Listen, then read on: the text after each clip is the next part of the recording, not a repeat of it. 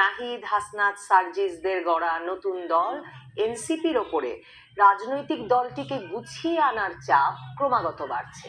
দ্বিতীয় দফায় নির্বাচন কমিশনের কাছে আবেদন করেছে তারা নিবন্ধনের সময়সীমা আরো বাড়ানোর এবং রাজনৈতিক দল হিসেবে নিবন্ধনের জন্য সারা দেশে দলটির উপস্থিতি তৈরি করতে তাদেরকে দলে যেমন মানুষ টানতে হবে, কার্যালয় সচল করতে হবে, তেমনি একটা রাজনৈতিক উপস্থিতি জানান দেওয়া এতটা প্রয়োজনীয় হয়ে পড়েছে যে 9 ঘন্টার এক সভা করেছে দলটি গতকাল। এবং সেই সভায় তারা নানা রকম সিদ্ধান্ত নিয়েছে, কারণ মনে রাখতে হবে দলটির এখন পর্যন্ত সারা দেশে উপস্থিতির হাল কতটা খারাপ বা নাজুক তার একটা আঁচ আসলে এই নাহিদ ইসলামরা রোজার মাসে পেয়েছেন। রমজান মাসে বিভিন্ন জায়গায় বড় বড় ভেন্যু ভাড়া করে, বাংলাদেশের বিভিন্ন জায়গায় বড় বড় ভেন্যু ভাড়া করে ইফতারের দাওয়াত দেওয়ার পরেও প্রতিটি ইফতার পার্টিতেই শেষ পর্যন্ত এমন বচসা, এমন হাতাহাতি মারামারি হয়েছে যে শিরোনাম হয়েছে। এবং নাহিদ ইসলামরা শেষ পর্যন্ত ভার্চুয়ালি বক্তব্য দিয়ে বিভিন্ন জায়গায় সংযুক্ত থেকে নিজেদেরকে নিরাপদ রেখেছেন। কাজেই এই নেতারা নিজেরা রীতিমতো বড় ভেন্যুতে বড় আয়োজন করেও নিরাপদে গিয়ে বক্তব্য রেখে আসতে পারছেন না কোনো সুশৃঙ্খল সভায়। কাজেই রমজান মাসের অভিজ্ঞতা থেকেও দলটির ভেতরে সারা দেশে রাজনৈতিক উপস্থিতি জানান দেওয়ার মতো করে দল সংগঠন কতটা কঠিন সে বিষয়ে একটা আন্দাজ তৈরি হয়েছে।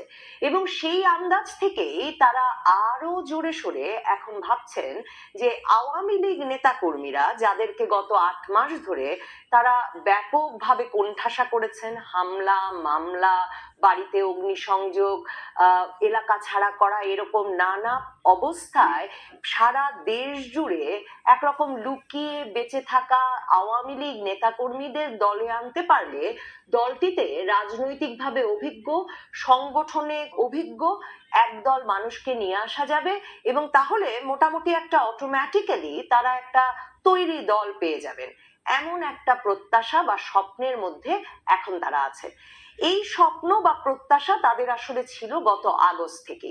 তারা যত বেশি হামলা মামলা, ফ্যাসিবাদকে কোথাও দাঁড়াতে দেব না, ফ্যাসিবাদের রাজনীতি নিষিদ্ধ করতে হবে, কোথাও ছাত্রলীগ আওয়ামী লীগের কর্মীরা দাঁড়ালেই তাদের শেষ করে দিতে হবে, এসব নিয়ে যত দাপট তারা সারা দেশ জুড়ে দেখিয়েছেন, তারা ততই ভেবেছেন যে প্রাণে বাঁচতে এবং এলাকায় টিকতে আসলে ছাত্রলীগ আওয়ামী লীগের নেতাকর্মীরা এবং ক্যাম্পাসে টিকতে ছাত্রলীগ আওয়ামী লীগের নেতাকর্মীরা মূলত তাদের ছায়াতলে এসে আশ্রয় নেবেন।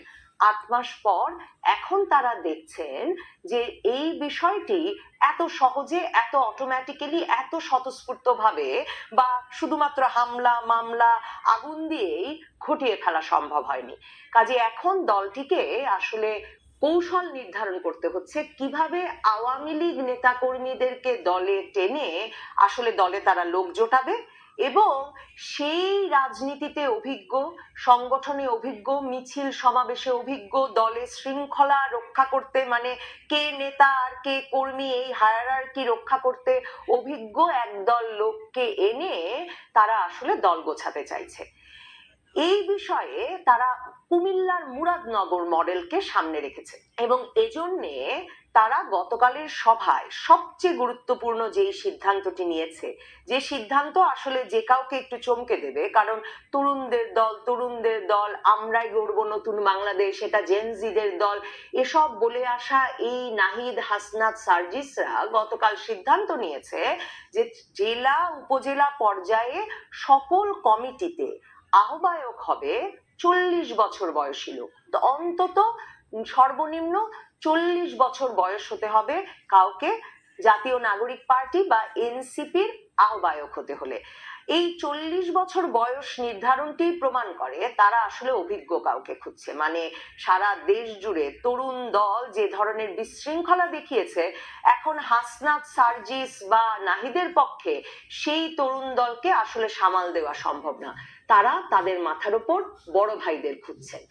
এখন এই বড় ভাইদের খোঁজার ক্ষেত্রে জাতীয় নাগরিক পার্টি এনসিপির একটা সফল মডেল আছে, কুমিল্লার মুরাদনগর মডেল। আসিফ মাহমুদ সজীব ভুঁইয়া, যিনি এখনো ইউনূস সরকারে অর্থাৎ অন্তর্বর্তীকালীন সরকারের উপদেষ্টা পদে আছেন, কিন্তু এই নাহিদ হাসনাত সার্জিসদেরই সহযাত্রী, তিনি তার এলাকা কুমিল্লা মুরাদনগরে এই মডেল দিয়ে এনসিপি কে সাজিয়ে নিচ্ছেন।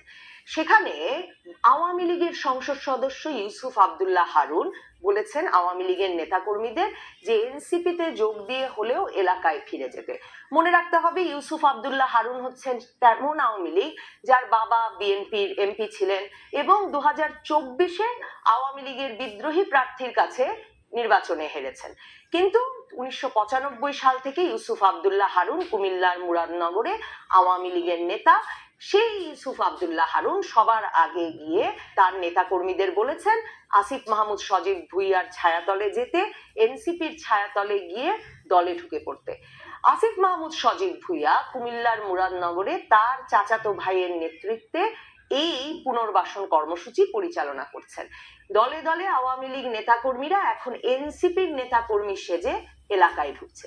আসিফ মাহমুদ সজীব ভুঁইয়া শুধু তা করেছেন তাই নয়, তিনি ওই এলাকার এসপি পরিবর্তন করেছেন এবং সেই এসপি এসে আবার থানায় থানায় ওসি পরিবর্তন করেছেন এবং সেই ওসি এবং এসপিরা মিলে এখন এলাকায় বিএনপি নেতাকর্মীদেরকে ঢালাওভাবে গ্রেফতার করছে। বিএনপি ঢাকা রিপোর্টার্স ইউনিটিতে এসে কুমিল্লার মুরাদনগর বিএনপির নেতাকর্মীরা ঢাকা রিপোর্টার্স ইউনিটিতে এসে সংবাদ সম্মেলন করে এই মুরাদনগর মডেল সম্পর্কে কথা বলে গেছেন। তারা বলেছেন যে এভাবে কিভাবে রাজনীতি করা সম্ভব আর এভাবে কিভাবে নির্বাচনের দিকে হাঁটা সম্ভব, কারণ মন্ত্রীর পদে বসে আসিফ মাহমুদ সজীব ভুঁইয়া একদিকে টাকার বিনিময়ে, অর্থবিত্তের বিনিময়ে, এটা বুঝতে তেমন অসুবিধা হয় না, কারণ মনে রাখতে হবে ইউসুফ আব্দুল্লাহ হারুন অত্যন্ত প্রথিতযশা ব্যবসায়ী, কাজেই তার পূর্ণ সহযোগিতায় তার দলের নেতাকর্মীরা, মানে তার সময়ে তার অনুসারী যেসব আওয়ামী লীগ নেতাকর্মীরা আছে, তারা আসিফ মাহমুদ সজীব ভুঁইয়ার নেতৃত্বে এসে এনসিপিতে যোগ দিয়ে এনসিপির কমিটি সেখানে জোরদার করছে। আর অন্যদিকে পুলিশ প্রশাসন পাল্টে ফেলে বিএনপির নেতাকর্মীদের ধরা হচ্ছে। কাজেই ধারণা করে নেওয়া যায়, বুঝতে বাকি থাকে না, অসুবিধা হয় না, যে এনসিপি যত বেশি রাজনৈতিক দল গঠনে তৎপর হবে, তত জোরালো আওয়াজ তুলবে সারা দেশে আওয়ামী লীগ নিষিদ্ধ করা, আওয়ামী লীগের যাতে মিছিল না বেরোতে পারে, ফ্যাসিবাদের যেন কোনো চিহ্ন বাংলাদেশের আর কোথাও না থাকে। কারণ তারা ক্রমাগত ভাবছে ফ্যাসিবাদের চিহ্ন পড়ে যাবে আর তারা আসলে সেই ফ্যাসিবাদের অনুসারী নেতাকর্মীদের নিয়ে দল গঠন করবে।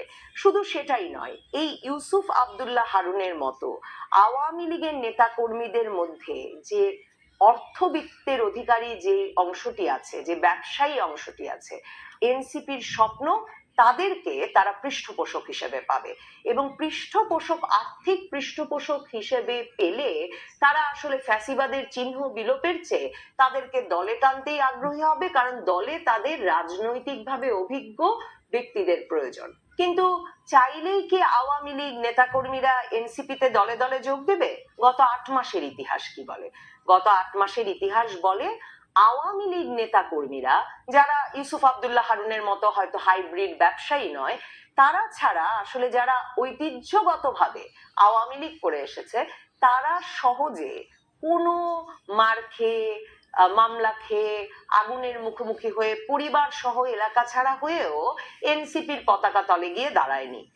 এনসিপির পতাকা তলে এলাকায় ফিরতে কিংবা যান বাঁচাতে যদি বা এখন কিছু নেতাকর্মী যোগ দেন সারা দেশ জুড়ে, তাহলে কি এনসিপি আসলে আওয়ামী লীগ সমর্থকদেরকে তাদের দলে টানতে পারবে? আমরা যদি 75 পরবর্তী আওয়ামী লীগের ইতিহাসও দেখি, আমরা কিংস পার্টি গঠন হতে দেখেছি, বিএনপি প্রেসিডেন্ট জিয়া ক্ষমতায় থেকে সামরিক আইনে ক্ষমতায় থাকা অবস্থায় রাজনৈতিক দল গঠন করেছেন, সেই রাজনৈতিক দল নিয়ে নির্বাচনে গেছেন। আমরা জেনারেল এরশাদের ক্ষেত্রে সেটা করতে দেখেছি এবং সেসব সময় আমরা দেখেছি যে আওয়ামী লীগ এবং জেনারেল এরশাদের সময় আওয়ামী লীগ বিএনপির কিছু ভাগ বিশেষ করে আসলে বিএনপির নেতাদের ভাগই জাতীয় পার্টিতে গিয়ে যোগ দিয়েছেন। আর জিয়ার পার্টির ক্ষেত্রে আমরা দেখেছি কিছু আওয়ামী লীগ নেতা কর্মী সে সময় যোগ দিয়েছেন বটে, কিন্তু এর চেয়ে আসলে বেছে নিয়েছেন পলাতক থাকা, ফেরারি থাকার জীবনকে, এবং দল কি করে আবার পুনর্গঠন করা যায় একটা সেই সংগ্রামে তারা যুক্ত হয়েছেন।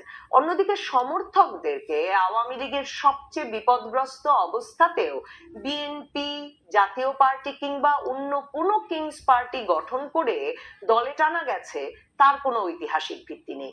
কাজেই এনসিপি আহ্বায়কদের বয়স 40 বছর করেছে, দলে এখন একটু প্রবীণতমদেরকে জায়গা দেওয়ার কথা ভাবছে, তাদের কথা গুরুত্ব দেওয়ার কথা ভাবছে, তাদেরকেও তাদের নতুন বাংলাদেশ গড়ায় অন্তর্ভুক্ত করার কথা ভাবছে। এটা আমাদের মতো মাঝবয়সীদের জন্য খুব আনন্দের কথা, খুব স্বস্তির কথা যে আমাদেরকে পুরোপুরি সমাজচ্যুত করেনি তারা। কিন্তু ভাববার কোনো কারণ নাই যে দলে দলে এখন আওয়ামী লীগ নেতাকর্মীরা গিয়ে আসলে এনসিপির আহ্বায়ক হতে গিয়ে উপস্থিত হবেন। তবে আগামীতে এই সময়টায় এনসিপি যখন দল গড়বে, নিশ্চিতভাবেই সারা বাংলাদেশে আবারও পুলিশি হামলা মামলা বাড়বে আওয়ামী লীগ নেতাকর্মীদের উপর।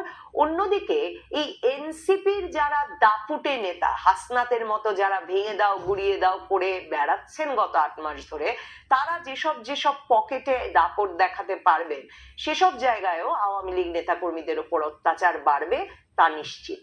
তবে এনসিপি নিজে নিজের ভেতরে কতটুকু ঐক্য ধরে রাখতে পারে, মানে যে 20, 25, 10, 15 জন মূল নেতা তাদের আছেন, তারাই বা কতটুকু ঐক্য ধরে রাখতে পারে, সেটাও হয়তো আমাদের দেখবার জন্য অপেক্ষা করতে হবে। কারণ কতটুকু ঐক্য ধরে রাখতে পারে, মানে যে 20, 25, 10, 15 জন মূল নেতা তাদের আছেন, তারাই বা কতটুকু ঐক্য ধরে রাখতে পারে, সেটাও হয়তো আমাদের দেখবার জন্য অপেক্ষা করতে হবে। কারণ গতকালের সভায় এমনও শোনা যাচ্ছে যে সার্জিসের সেই 1.5 শতাধিক গাড়ির মিছিল নিয়ে লম্বা সময় আলাপ হয়েছে, এবং এই নেতাদেরও একটা বিরাট অংশ ক্রমাগত জানতে চেয়েছেন যে কিভাবে এই অর্থ বিত্ত সংগ্রহ করেছেন সার্জিস, এবং কেন তার ভাগ বা তার আজ সকলে পান নাই। এবং সার্জিস এর আগে তাসনিম জারার ফেসবুক পোস্টের উত্তরে যদি বা বলেছিলেন যে পরিবার থেকে 5 লাখ টাকা তিনি পেয়েছেন, কিন্তু সভায় প্রশ্ন উঠেছিল যে 5 লাখ টাকায় 1.5 শতাধিক গাড়ি জড়ো করা সম্ভব কিনা, আর নিয়মিতভাবে এই লাইফ আর লাইফস্টাইল কিভাবে দেখিয়ে বেড়াচ্ছেন সার্জিস। এসব প্রশ্নের উত্তর না মেলায় এবং আলোচনা ক্রমাগত লম্বা হওয়ার এক পর্যায়ে এনসিপি কে শৃঙ্খলা ও তদন্ত কমিটি গঠন করতে হয়েছে সারা দেশ জুড়ে দলটির নেতাকর্মীদের বিরুদ্ধে নানা রকম শৃঙ্খলা ভঙ্গের যে অভিযোগ উঠেছে সেসব তদন্তে। কাজে এনসিপি আসলে নিজের দলে এরই মধ্যে যারা যুক্ত হয়েছে তাদের শৃঙ্খলা রক্ষা করবে, তাদের দুর্নীতির তদন্ত করবে, নাকি আসিফ মাহমুদ, সজীব ভুইয়ার মুরাদনগর মডেল অনুসরণ করে আওয়ামী লীগ পুনর্বাসনের মাধ্যমে আওয়ামী লীগের ব্যবসায়ী নেতাদেরকে ঘরে টেনে অর্থ বিত্ত এবং নেতাকর্মীদের একটা অংশকে এলাকায় পুনর্বাসনের মাধ্যমে দল গড়ে স্বস্তি পাবে, তা দেখবার জন্য কিছুটা অপেক্ষা করতে হবে। তবে দল গড়া যেমন কঠিন, দলে নেতাকর্মী টানা যেমন কঠিন, তার চেয়েও কঠিন আওয়ামী লীগ সমর্থকদের নিজ দলে টানা।